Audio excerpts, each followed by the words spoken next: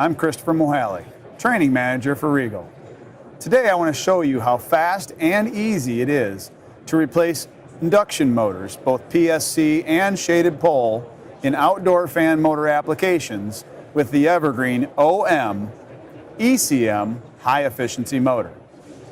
On this unit, we see that the fan motor, in this case a PSC, would be connected to the capacitor and connected to either side of the contactor. So first we would remove that motor by disconnecting the wires from the contactor and disconnecting the wires from the capacitor. Then on the Evergreen OM motor, we're going to find our black and white wires. They both have the connectors already on them. They're going to go on either side of the contactor. So we can go ahead and hook up the white wire to one side of the contactor. But before we connect the black wire, we want to find the orange and yellow wires to determine whether we're replacing an 8-pole, 825 RPM rated motor or a 6-pole, 1075 RPM rated motor.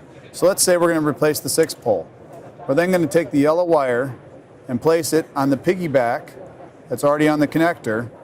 Then we're going to take that connection and put it on the other side of our contactor.